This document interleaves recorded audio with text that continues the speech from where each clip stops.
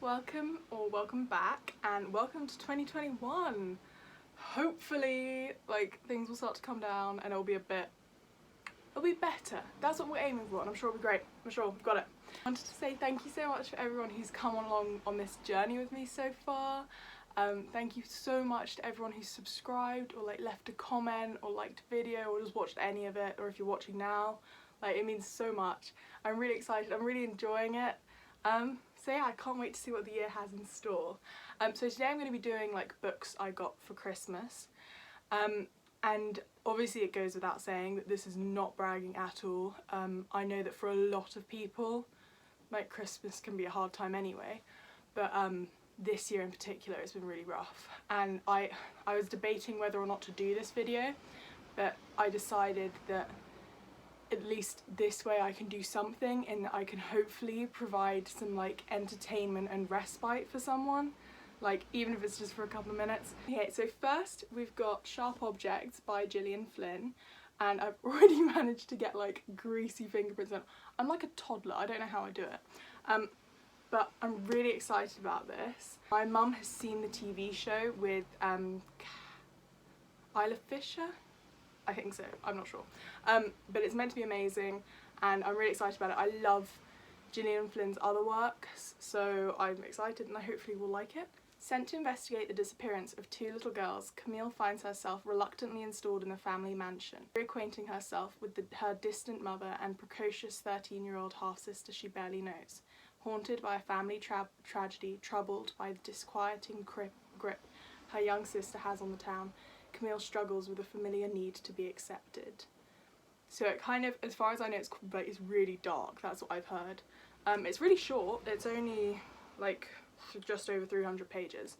So hopefully it'll be really speedy, because it'll have to be a lot packed into it. But yeah, excited. Then Happiness Volume 1. This is a vampire manga as far as I know. The art style is so cool. It's just it's beautiful, and also the pages are really soft. That's a really weird thing, but they're really soft. The artwork's beautiful, and I'm really excited to read this. 10,000 Doors of January. I heard it kind of compared to, well, I don't know if I heard it compared to, or if I've just put it together in my mind, but with The Starless Sea by Erin Morgenstern, and I read that earlier this year. Sorry about the cars. It's raining, so it's always louder. And I absolutely loved it, adored it. So I hopefully will like it. I think it's a book about stories. It's one of those. It says, just this one line from the back, it says, she's in a mansion, but when she finds a strange book, one that tells a tale of secret doors of love, adventure and danger, for the first time January realises she can escape her story and sneak into someone else's. Then ACOTAR. I'm so excited. I'm a recent Sarah J Maas fan, hoarder, whatever you like to call it. I read Crescent City. Absolutely loved it. My new favourite book. Incredible. I'm really excited to read this, and actually the new covers have grown on me, and yeah, I've heard great things. I can't wait to see which angel, or I guess Batboy, that's what they're going, yeah, which Batboy I fall for. But yeah, I'm excited. A warning, if anyone goes to pick this up, I'm pretty sure that there's mention of trigger warning for sexual assault or unwanted sexual approaches and advances, so be aware of that. Then we've got Illuminae by J. Kristoff and Amy Kaufman, and I read Nevernight by J. Kristoff last year. Oh my god. And absolutely loved it. So excited for it. It was just amazing. This is really cool. I really want to read more sci-fi after I read To Sleep in a Sea of Stars. And I didn't realise, but this is mixed media. It's made up of transcripts and medical reports and things. So there'll be so much fun to read. The year is 2575, and two megacorporations are at war over a planet that's little more than an ice-covered speck. Then Paper Girls Volume 3. I've read the first two, obviously, and I just love it. The art style in this is just, excuse my French, but it's fucking stunning. It's just, It's so colourful, and then there are these pages where if it's normally, it's like if there's a scene change or if there's something super dramatic going on, there's kind of one colour chosen for the page, so it's like, or like a kind of toning to it all, and it's just, it's magical. The story's great as well. It's sci-fi but following teen girls on their paper round, and they find something weird happens. That's all I'm going to say because obviously I don't want to spoil it, but I highly recommend this. It's by the same, I think it's the same writer who does Saga. Then we've got Blackbird, book 1, which I'm really excited about, mainly because of the art. I don't really know anything about the story. Like, just look, even like the end pages. Like, that's the main reason I like having comic books, really, is because, or like graphic novels. I'm not really 100% on the difference, but just because you can just sit there and like fawn over the art. It's just like beautiful. Magic is like water, your heart is a fountain. There's a magical world hiding in Los Angeles, and Nina Rodriguez knows it. Speaking of J. Kristoff, God's Grave, the sequel to Nevernight. Nevernight basically follows an assassin called, I don't know if she's not, I wouldn't say she's, I can't remember entirely, but I always think of her as an assassin.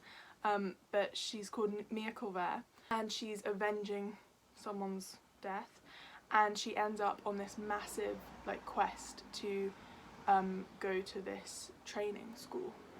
And so it's got magical schools, well, kind of magical, but more like just killing, really.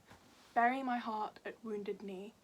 I know this is going to be incredibly emotional. I'm really interested, and I think I really need to read it.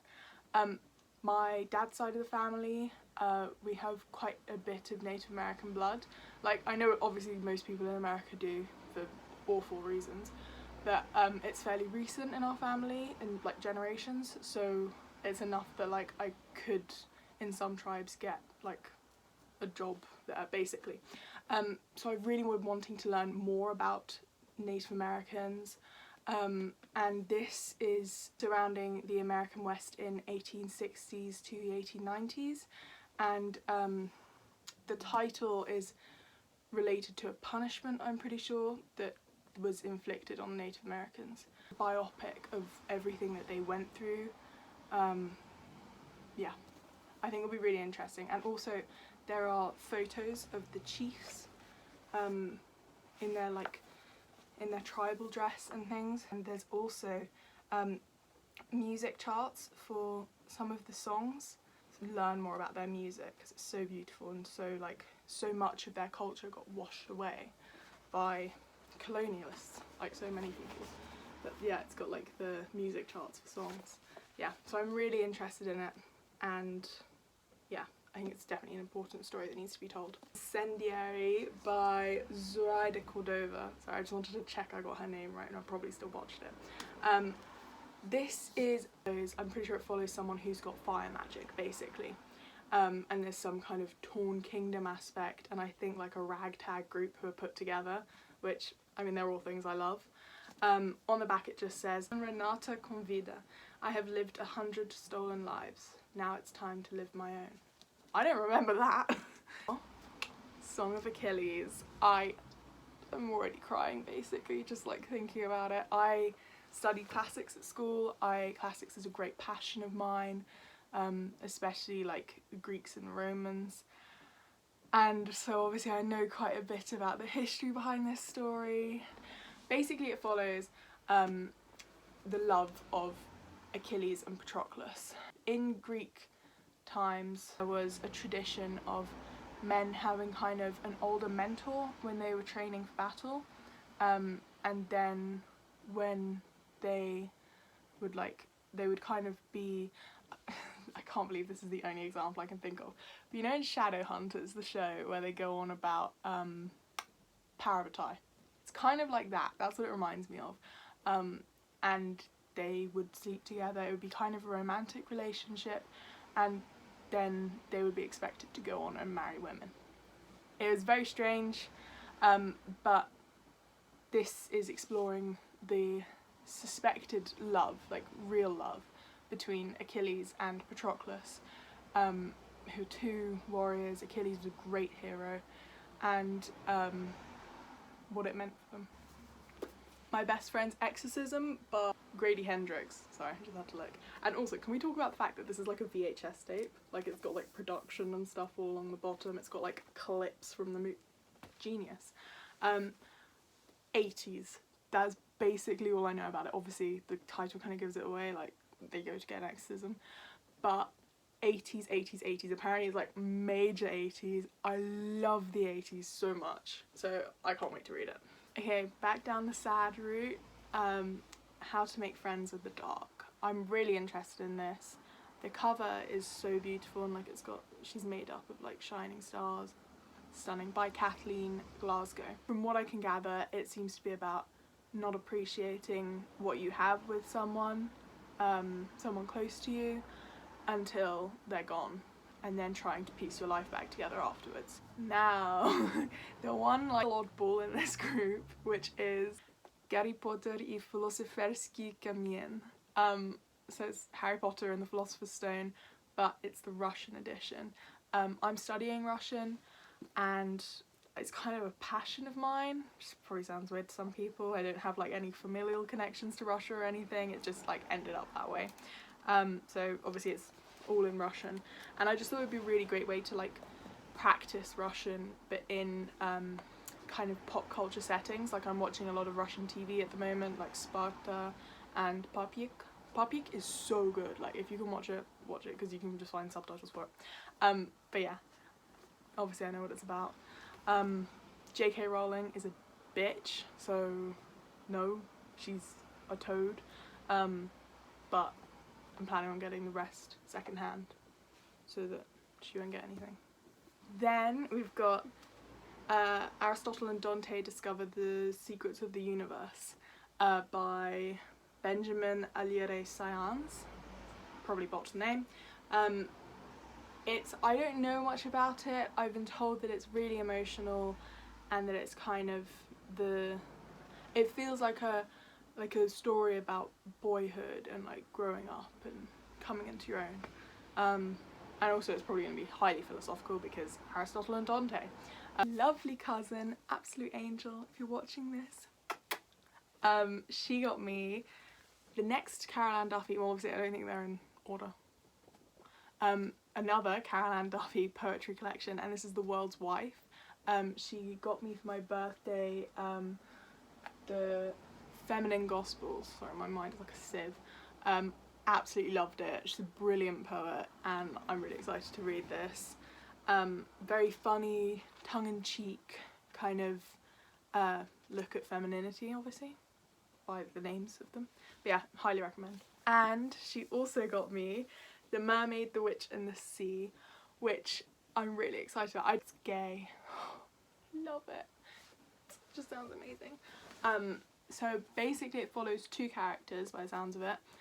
Florian, or Flora, and she's a pirate. And then Lady Evelyn Hasegawa. Sorry, I'm really sorry. A highborn imperial daughter. And they fall in love. Which isn't a spoiler, it's on the back. This was such a lovely surprise from my godparents / like family friends. They're so lovely, miss them so much. They got me I Was Dead for 13 Minutes, and now I want to know why. Their daughter, she's about my age, and she, shout out to you Caitlin, she said that she's read it and she like loved it when she read it.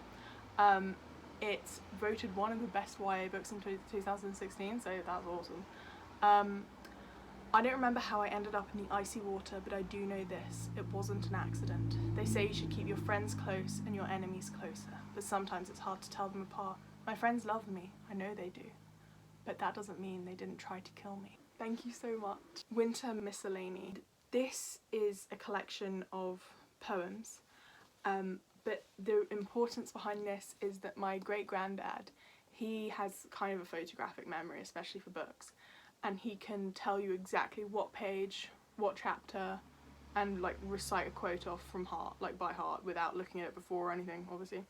And this is one of his favourites, and it's the one that he can quote the best. So I'm really excited to read this and like kind of get to know him through it more. Then from my lovely aunt who shares my addiction for books, she got me Orphea by Joanne M. Harris. And can we just appreciate how beautiful that it's like gilded everywhere, and like on the back there's like swirls. It's a story about a mother looking for her child, and it's illustrated, I'm pretty sure. Yeah, it's got these stunning illustrations. It'll also be sad, but it'll be worth it. Vengeful by V. Schwab, which I read the first one in this series, Vicious. Absolutely loved it. Then I got my aunt addicted to it. And Vicious is about two guys who, when they're at uni, they decide that they want to try and figure out how to become EOs, extraordinaries. Basically people, it's like X-Men, basically people who have abilities, and they figure out that the way to do that is by dying. Pretty dark, but also the characters are awesome. And I'm really excited about this, although apparently it doesn't follow the main characters of the first one. Then we've got Ethereal Worlds by Tatiana Tolstaya, and she is a Russian contemporary, kind of one of the best supposedly, and I think this is a collection of her short stories. Yeah, and I'm really excited about it. I obviously want to read more Russian literature. Then we've got Love in Colour by Bolu Babalola. Really sorry again. This is myths from around the world, mythical tales from around the world retold. But I think this is going to be so interesting and such an important book, because so often the same mythology is recycled from white countries. So I can't wait to hear other stories. I Have Never Known Men by Jacqueline Hartman. I started reading this actually. I was only reading the, I think it was the introduction, or like the introduction, and it's kind of an explanation of the exploring in the book. And also I realised that I think it's kind of a stream of consciousness almost, like 2 parts or something. So the chapters are really pretty like bulky. Oh yeah, it's 2 parts. So it's kind of not split up, and it's basically about a woman who is trapped in this underground compound with other women, and she has never seen men, hence the title. She was born here, so she has no memories of the outside world unlike the rest of them, and it's about kind of an exploration of what it would mean to be a person if you had no idea of society, no cultural impressions, and no interaction with another gender. He also got me On Earth We're Briefly Gorgeous by Ocean Vuong. Again, sorry about the name. And this is a letter to the protagonist in the novel's mother, and it's talking about his life and his experiences, and it's also it talks about Vietnam, which would be really interesting. I'd love to know more of that. I've got some friends from there. Again, quick read, so I'm really excited to just dive in, have my heart broken, and then just lie around feeling shit for the rest of the day. And then have a revelation the next day. That's how it works. So I want to say thank you so much to everyone who got me something, and everyone who's like watched, because that is such a big gift and means a lot. Give yourself a pat on the back. Give the people you love a hug if they're in your bubble. Give them a virtual hug over FaceTime, and check up on your friends always, and yeah, check on yourself. Yeah, I hope you liked this, and if you did, please subscribe, like, and all the books will be linked down below. But yeah, I hope you have a great year.